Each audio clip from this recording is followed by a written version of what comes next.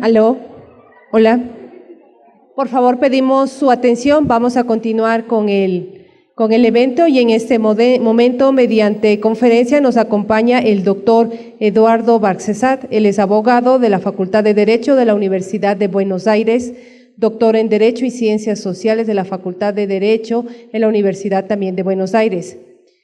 Fue miembro del Consejo Consultivo Honorario de la Comisión Especial del Bicentenario de la Revolución de Mayo, miembro del Consejo Académico de la Universidad Popular de Madres de la Plaza de Mayo, integrante del equipo interamericano de trabajo sobre la primera nueva arquitectura financiera internacional latinoamericana y del Caribe,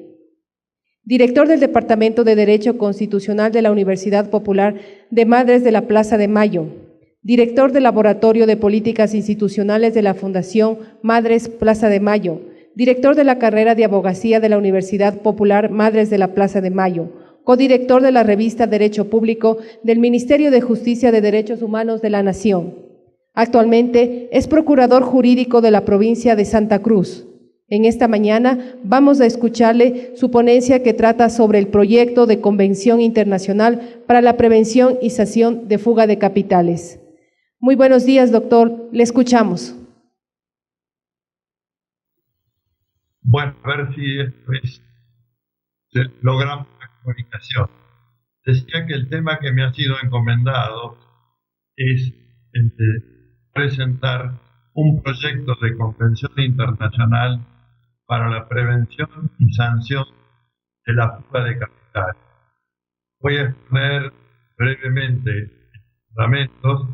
y cuáles son los rasgos esenciales de este proyecto de convención internacional. Quiero aclarar que es el mismo tema que he presentado y que ustedes tienen grabado en un video en la página de la Superintendencia respecto del encuentro que se realizó en sede de la UNASUR en noviembre de 2016. De modo que, de haber alguna dificultad, pueden acudir a él para suplirla.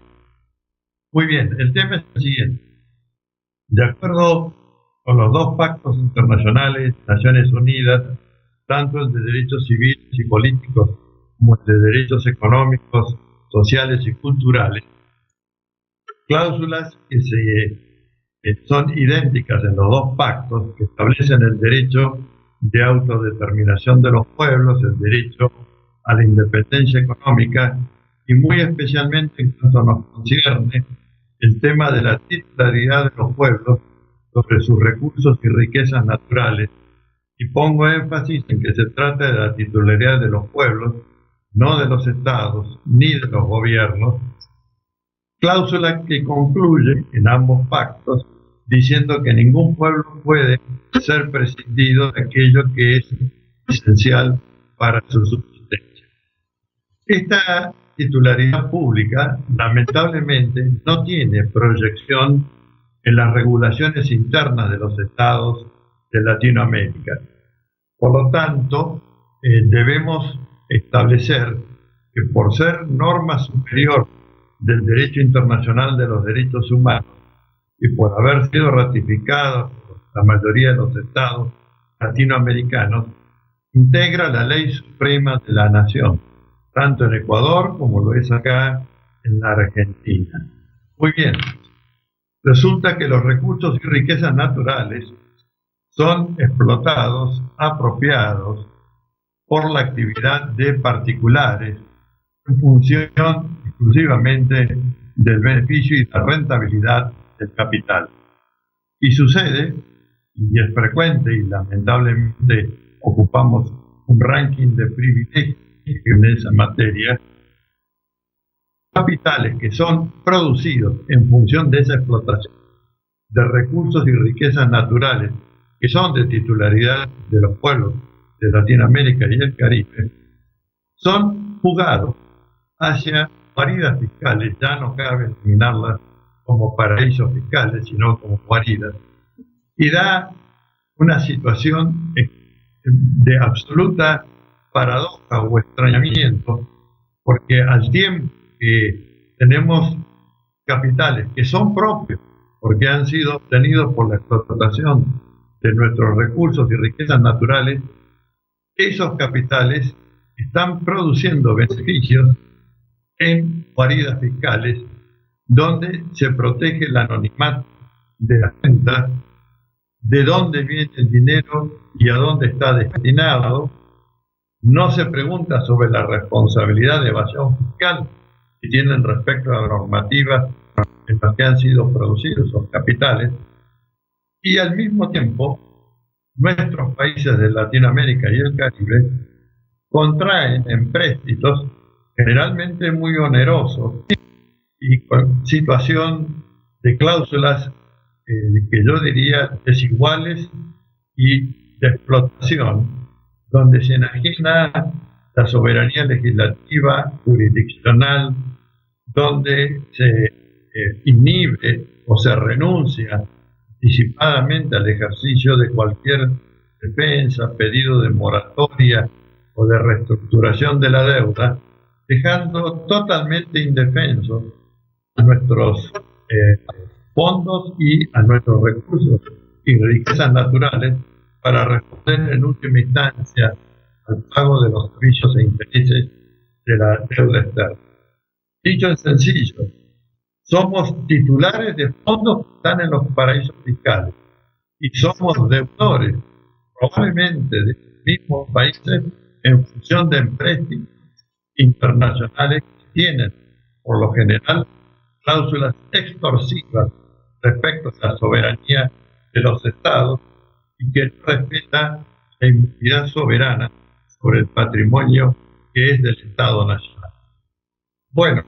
frente a esta tremenda desproporción en lo que hace a la igualdad de trato en el derecho internacional, es que proponemos una convención internacional que custodie la no fuga de los capitales y que en caso de haber operado esta fuga y de no cumplirse con las cláusulas de la convención, se apliquen medidas económicas y punitivas. Económicas para recuperar esos capitales expatriados y refugiados en estas guaridas fiscales, y punitivas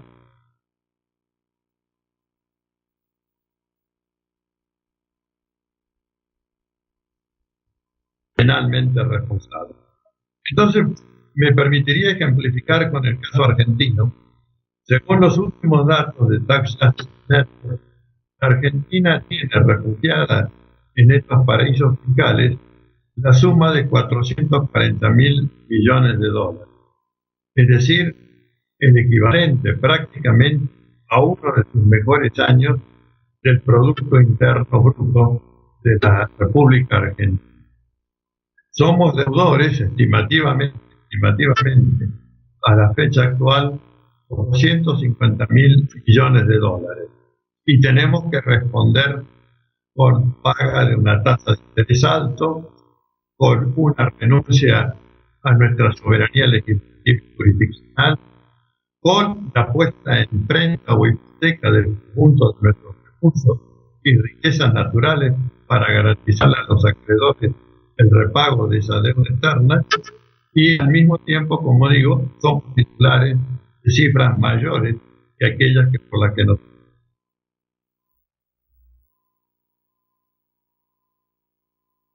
Bueno, frente a esto, la propuesta de convención que hemos obtenido en este encuentro también realizado en Ecuador y la propuesta de la Superintendencia de Control de Poder de los Mercados en conjunto con la UNASUR y la UNCTAD ha sido la de girar a estos dos organismos. Tengo entendido que han tenido entrada en ambos un proyecto de convención que termine con la doble moral. Digo la doble moral porque los mismos que reclaman o denuncian en el GAFI la existencia de fuga de capitales en los países de Latinoamérica y el Caribe son quienes refugian estos dineros. Y me permito ejemplificar con el estado de Delaware, que es un estado que tiene más sociedades offshore registradas en su territorio habitantes, si es un pueblo muy industrioso o, lo que sospechamos, se trata lisa y llanamente de una guarida fiscal, y de allí el alto número de sociedades offshore y de la titularidad de cuentas y depósitos bancarios que se concentran a partir de estas sociedades offshore. Bueno, el bien jurídico tutelado, por supuesto, es el del conjunto de recursos y riquezas naturales de los países de Latinoamérica y el Caribe. Desde luego, la convención está abierta a todos los países del mundo, pero nuestra preocupación esencial es de los pueblos latinoamericanos caribeños. Lo que caracterizamos es qué se entiende por guarida fiscal y quiénes son los responsables y sujetos pasivos de la persecución penal de aprobarse este proyecto de convención internacional. Por supuesto que los primeros responsables son aquellos personas físicas, que diseñan y efectivizan el traspaso de los capitales de los países donde se han producido la riqueza en base a la explotación, los recursos y riquezas naturales de ese país, y que operaciones bancarias o de transferencia mediante lo refugian en estos países que operan como guaridas fiscales y que registran las titularidades a nombre de sociedades constituidas generalmente en otros países para hacer más dificultosa la búsqueda, más difícil de obtener el reintegro de los capitales. Entonces, primer elenco de responsables penales son que giran estos capitales hacia el exterior. El segundo elenco de responsables penalmente son aquellos que reciben y preservan en entidades financieras bajo toda forma de imposición o de depósito los capitales, pagando una tasa muy baja de impuestos, mucho menor que la que debieran tributar en los países de origen, pero que a ellos les conviene enormemente porque, más allá de que la tasa no sea muy elevada, la cuantía es tan enorme de estas transferencias que compensa sobradamente y lleva a situaciones tan paradoxales como, por ejemplo, que Panamá sea la 12ª economía mundial y basta ver su estrecho territorio y la no muy diversa provisión de recursos y riquezas naturales para comprender de que exclusivamente la riqueza proviene de estos servicios comerciales, de constitución de sociedades offshore y de resguardo de depósitos que se han producido en otros países. Entonces, también todo ese andamiaje de profesionales que constituyen las sociedades, identidades bancarias o financieras que reciben los depósitos, entran bajo el cono de represión del proyecto de convención internacional. Y finalmente un tercer elenco de responsables penales, que es los funcionarios de los países donde están radicados estos estudios y estas entidades financieras, que posibilitan y dan cobertura a esta operatoria, a sabiendas del carácter ilícito de la fuga de capital. Por tanto, que también ellos deben ser responsabilizados penalmente por esta fuga y refugio de capitales en beneficio propio de aquellos que no reciben y en la disponibilidad, por supuesto, de quienes ostentan la titularidad en general encubierta, en cuentas cifradas, etcétera, de los fondos provenientes de los países donde se ha explotado y producido la riqueza. Este proyecto de convención internacional tiene un protocolo adicional para que, tratándose de una norma penal, pueda lograr plena efectividad en los países donde se produce la fuga. De manera que es nuestra propuesta, nuestra sugerencia, que no solamente se adopte la Convención Internacional, sino y además se adopte también el